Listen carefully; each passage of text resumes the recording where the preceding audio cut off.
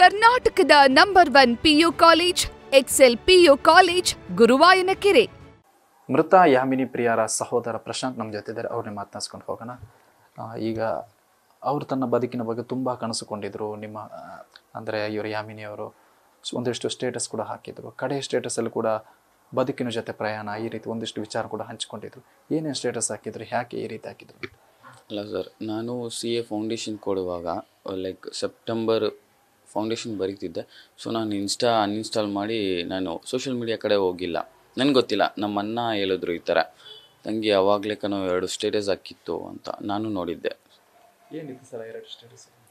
ಇದೆ ಆವಾಗಲೇ ಅವಳು ಶುರು ಮಾಡೋದು, ಖುಷಿಯಾಗಿರೋದು ಅಂತ ಸ್ಟಾರ್ಟ್ ಆಗ್ತಿತ್ತು ಸರ್.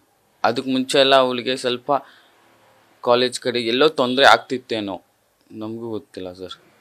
ಕಡೆ ಸ್ಟೇಟಸಲ್ಲಿ ಜನವರಿಯಿಂದ ಸೆಪ್ಟೆಂಬರ್ ತನಕ ತುಂಬ ಸಫರ್ ಪಟ್ಟೆ, ನನ್ನ ಜೀವನದ ತುಂಬ ಟರ್ನ್ ಆಯಿತು ಅಂತ ಇದೇ ವಿಚಾರ ಉಲ್ಲೇಖ ಹಾಕಿದ್ರೆ. ಯಾಕಂದರೆ ಜನವರಿ ಫೆಬ್ರವರಿಲಿ ಈ ವಿಚಾರ ಸ್ಟೇಷನ್ ಕೂಡ ಆಗ್ತಿತ್ತಲ್ಲ. ಹೌದು ಸರ್. ಜನವರಿ ಟು ಸೆಪ್ಟೆಂಬರ್ ತನಕ ಅವಳಿಗೆ ತುಂಬ ಟ್ವಿಸ್ಟ್ ಆ್ಯಂಡ್ ಟರ್ನ್ಸ್ ಇತ್ತು ಹೆವಿ. ಮತ್ತು ಅವನ ಕಡೆಯಿಂದ ಮತ್ತು ಏನೇ ಇದ್ರೂ ಅವಳಿಗೆ ಅಷ್ಟು ತೊಂದರೆ ಆಗಿತ್ತು. ನಾನಷ್ಟು ಸಪೋರ್ಟ್ ಕೊಟ್ಟಿದ್ದೆ. ಬಟ್ ಅವಳು ನನ್ನ ಹತ್ರ ಅಷ್ಟು ಹೇಳ್ಕೊಂಡಿಲ್ಲ. ಇಲ್ಲಿ ಯಾವಾಗ ಈ ಥರ ಆಯಿತು ಮತ್ತು ಹೇಳ್ಕೊಂಡಿಲ್ಲ ಏನು ಅವಳು. ನಿಮ್ಮ ಹತ್ರ ಯಾವ ವಿಚಾರನ ಹಂಚ್ಕೊಂಡಿದ್ರು ಸರ್?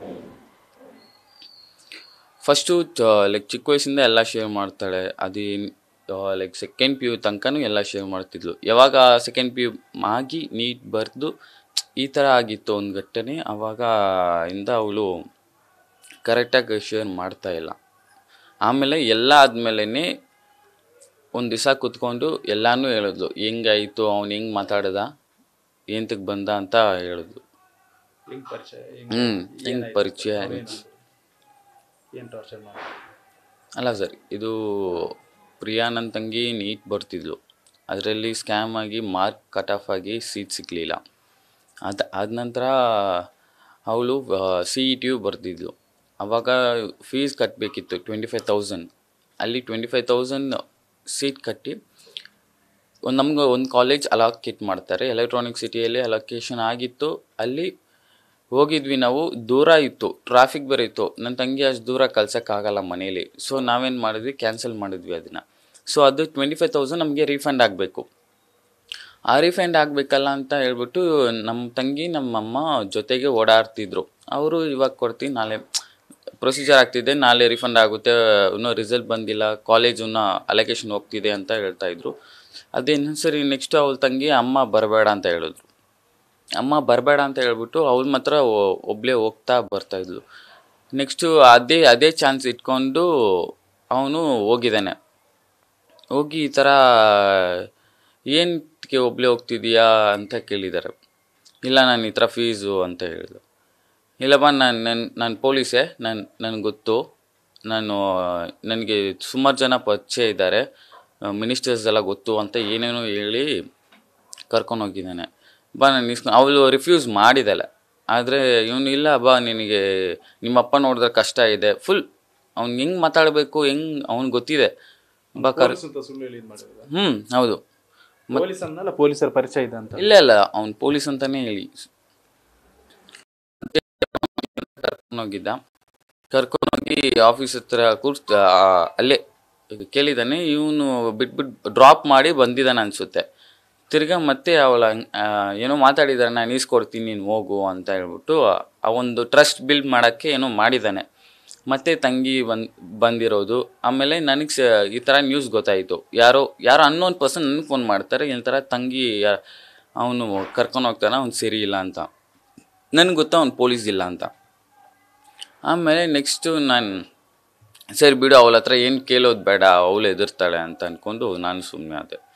ನೆಕ್ಸ್ಟ್ ಅವನು ಇದನ್ನೇ ಪ್ರೋಸೆಸ್ ಹೆಂಗಿತ್ತು, ಸಿಗ್ತಾ ಅವನ ಅಮೌಂಟ್ ಸಿಗ್ತಾ ಅದನ್ನೇ ಯೂಸ್ ಮಾಡಿಕೊಂಡು ಇನ್ಸ್ಟಾದಲ್ಲಿ ಕೇಳೋದು, ವಾಟ್ಸಪ್ಪಲ್ಲಿ ಕೇಳೋದು, ಆ ಥರ ಶುರು ಮಾಡಿಕೊಂಡ.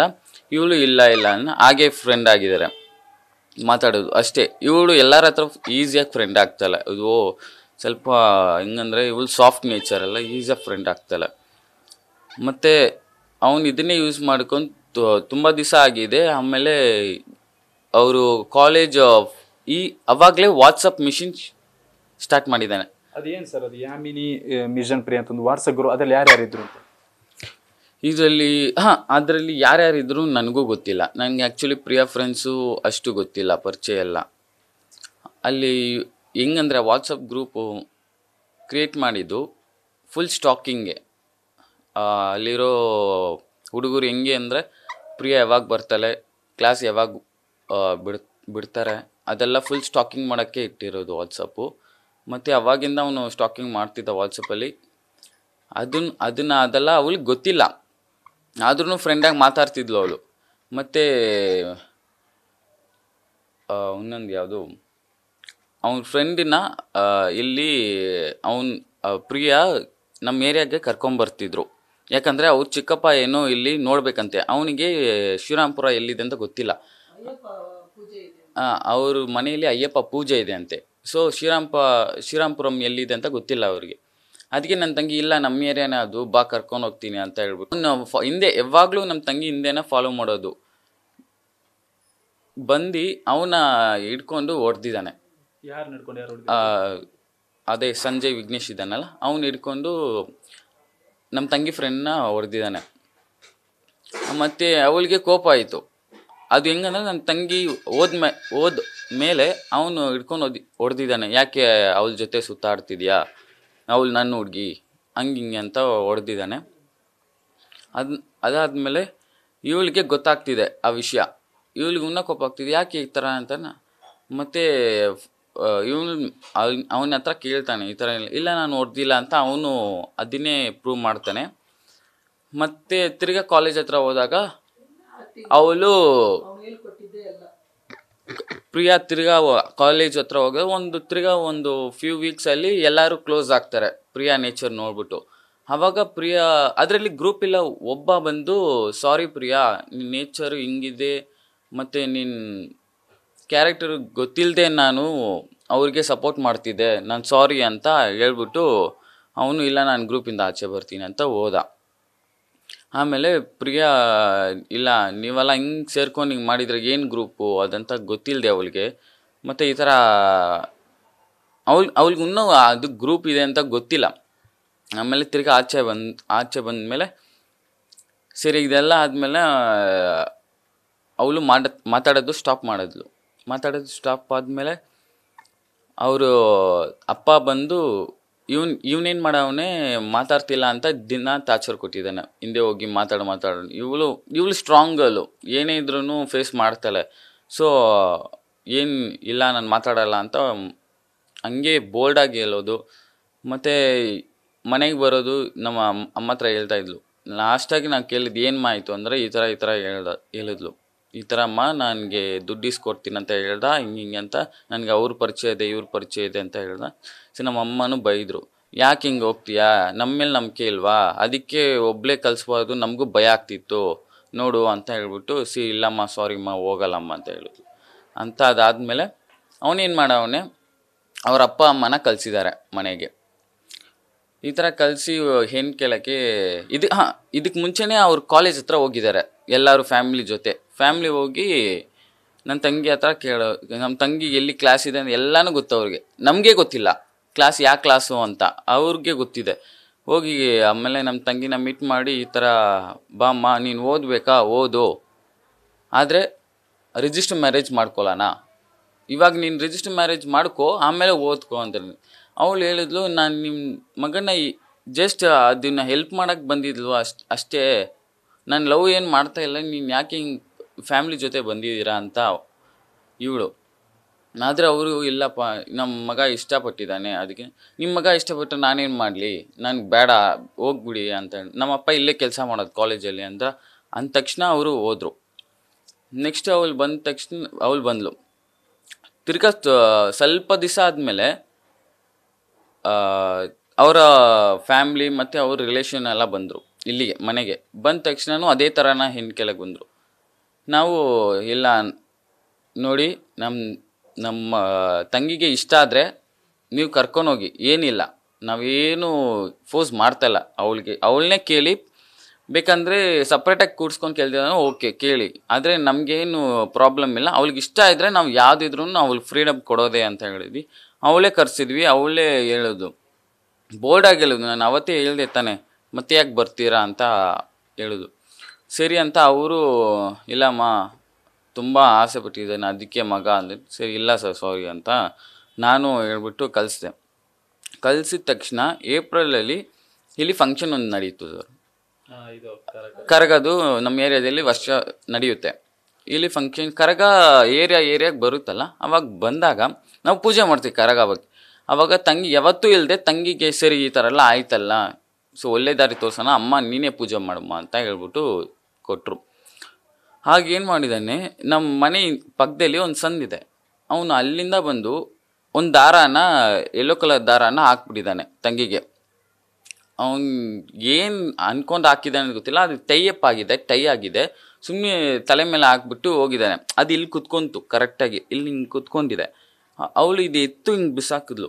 ಅದಕ್ಕೆ ಅಮ್ಮ ಫುಲ್ಲು ಅದು ಒಂಥರ ಇದಾಗ್ಬಿಟ್ಟು ತಂಗಿನೂ ಅಲ್ತಿದ್ಲು, ಇಲ್ಲ ನಾನು ಪೊಲೀಸ್ ಸ್ಟೇಷನ್ಗೆ ಹೋಗ್ತೀನಿ, ಹಿಂಗೆ ಬಿಟ್ಟರೆ ಆಗಲ್ಲ ನನಗೆ ಅಂತ ಹೇಳಿ. ನಾನು ಇರುಮ್ಮ, ನಾನು ಸರಿ ಕರ್ಕೊಂಡು ಹೋಗ್ತೀನಿ ಅಂತ ಹೇಳ್ಬಿಟ್ಟು ಅವತ್ತೇ ದಿವಸ, ಅವತ್ತು ಮಾರ್ನಿಂಗ್ ಅದು 7:30 ಸಮಥಿಂಗ್ ಆಗಿತ್ತು. ನಾನು ಇರುಮ್ಮ, ಇನ್ನೂ ಯಾರೂ ಬಂದಿರಲ್ಲ ಇಲ್ಲಿ ಕಂಪ್ಲೇಂಟ್ ಕೊಡೋಕ್ಕೆ, ನೋಡೋಣ 9 o'clock ಹಂಗೆ ಹೋಗೋಣ ಅಂತ ಹೇಳ್ಬಿಟ್ಟು ಆಮೇಲೆ ಕರ್ಕೊಂಡೋಗಿದ್ದೆ. ಆಮೇಲೆ ಹೋಗುವಾಗ ಈ ಥರ ಫಸ್ಟು ಒಂದು ಸರ್ ಇದ್ದರು ಮುಂದೆ, ಅವ್ರ ಹತ್ರ ಸರ್ ಈ ಥರ ಆಗಿದೆ, ಕಂಪ್ಲೇಂಟ್ ಕೊಡ್ಬೇಕು ಸರ್ ಅಂತ. ಸರಿ ಅಂತ ಹೇಳ್ಬಿಟ್ಟು ಮ್ಯಾಮ್ ಹತ್ರ ಕರ್ಕೊಂಡೋದ್ರು. ಮ್ಯಾಮ್ ಕರ್ಕೊಂಡೋಗಿದ ತಕ್ಷಣ ಅವ್ರ ಅಪ್ಪನ ಕರೆಸಿದ್ರು. ಈ ಥರ ಎಲ್ಲಿದ್ದಾರೆ ನಿಮ್ಮ ಮಗ ಅಂತ. ಇಲ್ಲ ಎಲ್ಲೋಗಿದ್ದಾನೆ ಗೊತ್ತಿಲ್ಲ ಅಂತ ಹೇಳಿದ್ರು. ಸರಿ ಅಂತ ಆಯ್ತಾ, ಈವ್ನಿಂಗ್ ಬಮ್ಮ ನಾನು ಅವ್ರನ್ನ ಕರೆಸ್ತೀನಿ ಎಲ್ಲರೂ ಅಂತ ಹೇಳ್ಬಿಟ್ಟು ಕರೆಸಿದ್ರು ಸರ್. ಈಗ ಅದೆಲ್ಲ ಆದಮೇಲೆ ಮತ್ತೆ ಯಾವತ್ತೂ ಟಾರ್ಚರ್ ಮಾಡಿಲ್ಲ. ಮತ್ತು ಕಡೆಯ ಸ್ಟೇಟಸ್ ಆಗಿದ್ದ ಕೆಲ ಗಂಟೆಯಲ್ಲಿ ಮರ್ಡರ್ ಆಗುತ್ತೆ. ಆ ಕಡೆಯ ಸ್ಟೇಟಸಲ್ಲಿ ಕೂಡ ಅವರು ಒಂದಿಷ್ಟು ವಿಚಾರವನ್ನು ಹಂಚಿಕೊಂಡಿದ್ರು ಅಂತ. ಇಲ್ಲ ಸರ್, ಅವನು ಇಲ್ಲ ಕಂಪ್ಲೇಂಟ್ ಆದ ತಕ್ಷಣ, ಅವಾಗ ವಾರ್ನಿಂಗ್ ಆದ ತಕ್ಷಣ ಏನೂ ಅವನ ಕಡೆಯಿಂದ ಅಷ್ಟು ರಿಯಾಕ್ಟ್ ಏನೂ ಇಲ್ಲ. ನಮ್ಮ ಅಮ್ಮನೂ ವಾಚ್ ಮಾಡ್ತಾನೆ ಇದ್ರು. ಅವನು ಅಷ್ಟೇನು ರಿಯಾಕ್ಟ್ ಮಾಡ್ತಿಲ್ಲ. ಅವ್ನು ಲೈಕ್ ಅನ್ಎಕ್ಸ್ಪೆಕ್ಟೆಡ್ ಆಗಿ ಈ ಥರ ಮಾಡಿದ್ದು. ಒಂದು ಏನಾದರೂ ರಿಯಾಕ್ಟ್ ಮಾಡಿ ಏನಾದರೂ ಇದ್ದರೆ ನಾನೇ ಕರ್ಕೊಂಡು ಬರ್ತಿದ್ದೆ. ಬಟ್ ನಾವು ಏನು ಸರಿ ಪಾಪ ಹೋಗ್ಲಿ, ಏನೋ ಒಂದು ಮೆಂಟಲ್ ಇದರಲ್ಲಿ ಮಾಡಿಬಿಟ್ಟಿದ ಅಂತ ನಮಗೂ ಅನಿಸ್ತಿತ್ತು ಸರ್. ಆದರೆ ಅನ್ಎಕ್ಸ್ಪೆಕ್ಟೆಡ್ ಆಗಿ ಆಗಿತ್ತು ಎಲ್ಲ. ಅದೇ ಲಾಸ್ಟ್ ಸ್ಟೇಟಸ್ ನೋಡಿದಾಗ ಏನು ಅನಿಸುತ್ತಾರೆ, ಅಷ್ಟೊಂದು ಎಮೋಷ್ನಲ್ ಆಗಿ ಅವ್ರು ಹಾಕಿದ್ರು. ಹ್ಞೂ ಸರ್, ಅವಾಗಲೇ ಅವಳು ಅಷ್ಟು ಏನೋ ಟ್ವಿಸ್ಟ್ ಆ್ಯಂಡ್ ಟರ್ನ್ಸ್, ಅವ್ನು ಮೆಂಟಲ್ ಡಿಪ್ರೆಷನ್ಲಿಂದ ಅವಳು ಅವಾಗಲೇ ಆಚೆ ಬಂದಿರ್ತಾಳೆ ಸರ್. ನನಗೆ ಸ್ಟೇಟಸ್ಸು ನೋಡಲಿಲ್ಲ, ಅನ್ನ ಹೇಳಿದ್ರು ಸರ್. ಇವಿಷ್ಟು ಯಾಮಿನಿ ಪ್ರಿಯ ಸಹೋದರ ಪ್ರಶಾಂತ್ ಅವರ ನೋವಿನ ಮಾತು. ಕ್ಯಾಮರಾ ಪರ್ಸನ್ ರಘು ಜೊತೆ ಸುತ್ತ ನ್ಯೂಸ್ ಫಸ್ಟ್, ಬೆಂಗಳೂರು.